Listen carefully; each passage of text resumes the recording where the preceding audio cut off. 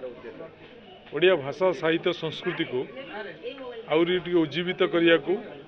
आउ टिके प्रचार प्रसार करने संवाद साहित्य घर तरफ प्राय प्रत्येक ब्लॉक रे संवाद साहित्य घर वार्षिक उत्सव पालन करा जाउछि। तदनुजाई मो निर्वाचन मंडली बालिकुदा ब्लॉक रे संवाद साहित्य घर तार आज 1300 वार्षिक उत्सव पालन करुछि। तेणु यही अवसर में मातृभाषार सुरक्षा एवं माँ माटी की भल एवं भाषा संस्कृति को स्वाभिमान को आउटे आगे नापी मु आशा करी बालिकुदार साहित्य प्रति रुचि रखि व्यक्ति माने आगे आसवे एवं ये कार्यक्रम को आउटे आगू ने भाई शब्द अच्छी मान साहित्य रही समस्या रही समाधान अच्छी जेहेतु आप अंचल प्रतिनिधि तेणु बहुत किसी साहित्य घर मध्यम समाधान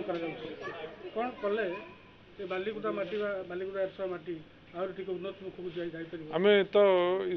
संवाद साहित्य घरटा केवल बालिकुदा भितर माने सीमित नुहे वास्तव में जितेबले ओडिया भाषा साहित्य संस्कृति विपन्न अवस्था को जाऊँगी साधारणतः भाव में वर्तमान देखा जाऊँगी आमे माने समस्ते अधिका मातृभाषा को छाड़ी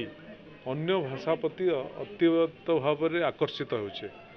किंतु मातृभाषाटा आम गुरुत्वपूर्ण अच्छी जदिओ मातृभाषा ओडिशा भितर सीमित अच्छी बाहर को जापारे किंतु परिवार दैनंदिन जीवन मनीषर व्यक्तिर जीवन शैली समाज पई मातृभाषा निश्चित भाव में आवश्यकता अच्छी। तेणु से मातृभाषा को भल पाइबा मातृभाषा शिखा मातृभाषा को आउरी प्रसार करने प्रत्येक ओडियार कर्तव्य होगा आवश्यकता अच्छी। जो जातिर मातृभाषा जिते प्रसारित से जाति सेते आगू जाइए सेते पारदर्शिता लाभ करुच्ची। तेणु मु आशा करी ओडियार व्यक्ति माने आज पृथ्वीर अनेक देश प्रदेश रे अनेक जगह प्रतिष्ठित अवस्था अच्छी समस्ते मातृभाषा को भल पाइबे एवं मातृभाषा को आगू नापी समस्ते चेष्टा करेंगे। यहाँ भारी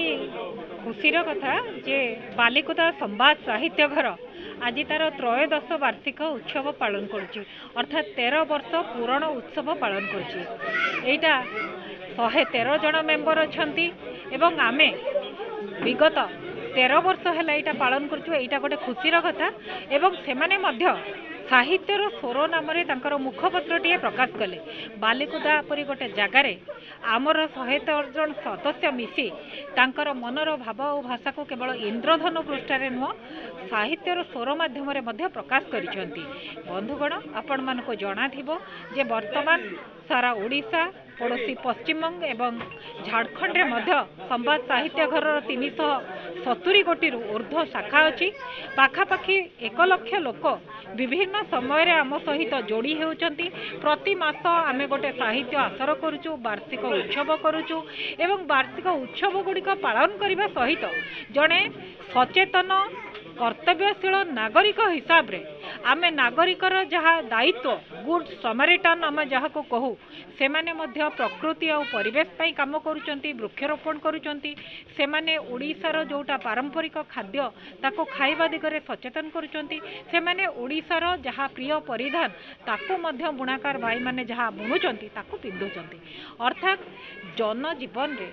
भाषा साहित्य को नहीं बंचुथिबा निजे किछि लेखुथिबा पढ़ुथिबा लोक माने मध्य समाज पई किछि अवदान रखुचंती। बालिकुदावासी को मुझे धन्यवाद देवी एवं आशा करी आगामी दिन में अन्य अनेक व्यक्ति आम सहित जोग देवे आमर सारस्वत यात्रा आहुरी प्रलंबित हेब। धन्यवाद।